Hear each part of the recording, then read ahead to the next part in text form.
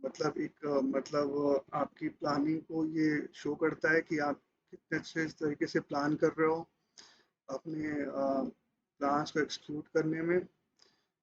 तो हर प्रोसेस की अपनी अलग इम्पोर्टेंस होती है। तो उन प्रोसेसेस में हमें प्रायोरिटाइजेशन के बारे में यहाँ पे स्टैंडर्ड बताता है कि हमें कैसे प्रोसेस प्रायोरिटाइजेशन के रिस्पेक्ट में प्लानिंग करनी है। ठीक है। तो जब हम स्पेसिफिक रिक्वायरमेंट जो कस्टमर की वो आइडेंटिफाई कर लेंगे या फिर जो स्कोप में हमारा डिफाइंड है, ठीक है,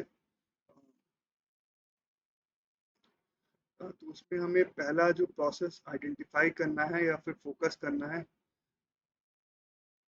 ठीक है, वो कौन सा होगा, जिसमें कि हम जो हमारी लेयर्ड प्रोसेस ऑडिट्स हैं उनका इम्प्लीमेंटेशन हमें पहला करना है, मतलब ठीक है।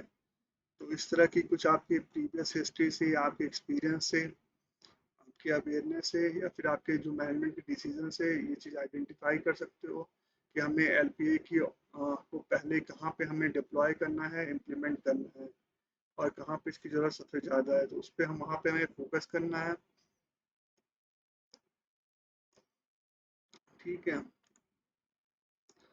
सो जब हम प्रायोरिटाइजेशन की बात करेंगे तो जो हमारा जो उसमें इम्पोर्टेंट फैक्टर्स हमें चेक करने हैं वो प्रोसेस की परफॉर्मेंस है, कौन से प्रोसेस में प्रॉब्लम्स क्रिएट होती हैं, ठीक है, अ, और उनके साथ साथ सीवीआरटी बहुत ज़्यादा है किसी प्रॉब्लम की या फिर फ्रीक्वेंसी बहुत ज़्यादा है।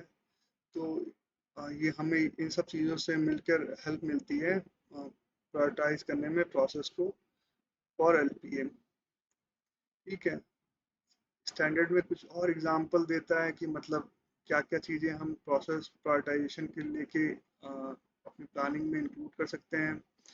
तो मैंने सेफ्टी इंसिडेंट्स की बात करी, हाँ ठीक है, इंजरीज की बात करी, ठीक है, या फिर कस्टमर कंप्लेन आ सकते हैं, या फिर क्वालिटी से रिलेटेड कुछ इशू प्रोसेस हम निकाल के आ सकते हैं।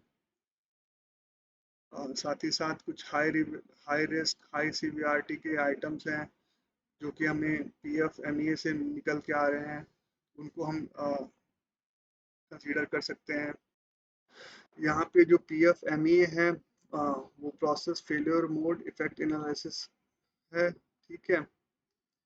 उसके बाद जो पॉइंट हम कंसीडर कर सकते हैं वो है स्क्रैप रेट का, कहीं पे हाई स्क्रैप रेट है या फिर लो फर्स्ट टाइम कैपेबिलिटी है, तो उनको हम इंक्लूड कर सकते हैं अपने प्रोसेस प्रायोरिटाइजेशन में।